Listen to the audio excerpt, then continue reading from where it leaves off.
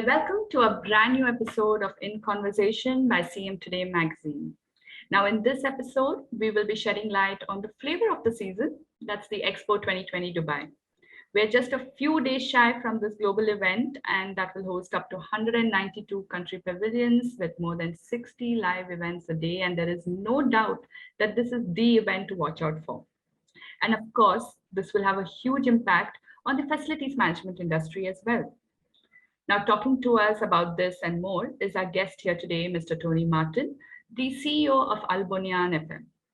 A 14-year veteran in the region, Tony has led large integrated FM solution teams and held senior roles with several of the big FM service providers in the UAE, making him the apt guest to talk to us about our subject today.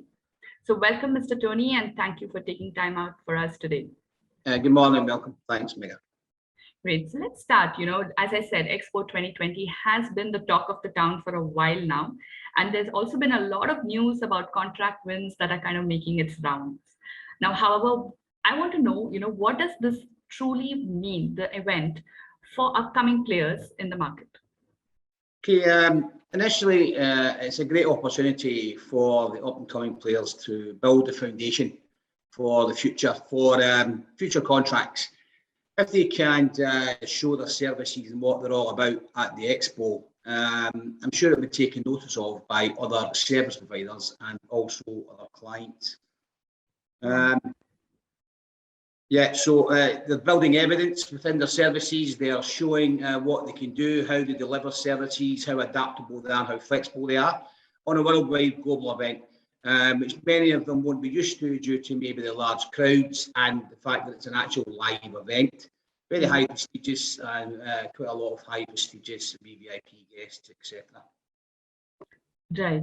I remember back in 2014, we had conducted an industry roundtable regarding the preparation leading towards the Expo 2020.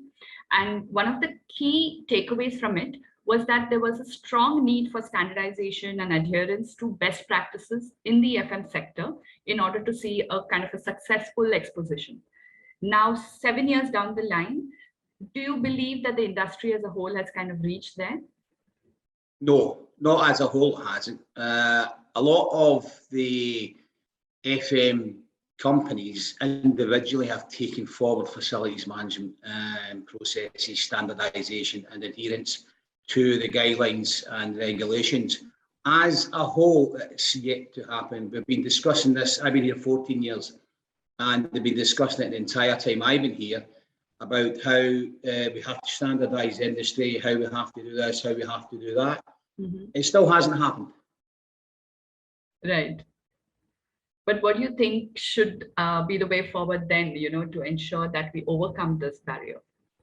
I've often said it before that we all need to get around the table. Now, MEFMA is there, and MEFMA was the tool that should have took us all forward as an industry. Due to COVID and whatever else, due to the Zoom meetings, there hasn't been much interaction personally within the FM seniors. And I think it has suffered slightly due to that. And as I say, the companies are moving forward individually. They are businesses after all. It is within their shareholders' interest or owners' interest that they do move forward as a business and they ensure that their own standardisation and adherence to guidelines is in place. And it's a bit fractious now where certain companies are moving forward, certain companies are getting 41001, certain companies aren't getting it. It is still an issue. Right. I also want to ask you, Bonian as a company has come such a long way. And in this respect, how have you seen the company kind of grow over the years? Well, Bonian's grown massively, especially in the past 4 or 5 years, where we have taken on facilities management concept a lot more closely to our actual growth and strategy for a company. We've taken it forward and we have won many FM contracts since then, and we've got some good news to come in the next couple of days of a few other larger contracts that we've been successful with. The company has grown. We are now looking at self-delivering our soft services. We also manage all other services. Our main experience and expertise is hard services. And as I've said many times before, we do offer and expertise in hard searches, where other FM companies may struggle because of our sister company and the engineers we have at our disposal. Right. Coming back to our topic of this episode, the Expo, what I want to ask you is, let's think beyond the Expo. What do you feel should be the agenda now going forward post the 6-month event for the industry? We must have regulation in the FM industry. It is still the case where anyone can start an FM company. Anyone in a van, 2 guys, 2 women, whoever, some screwdrivers, and they can call themselves FM company. It's a big problem, because when you're tendering for work, clients are also looking for value for money. They're also looking at cost very, very closely.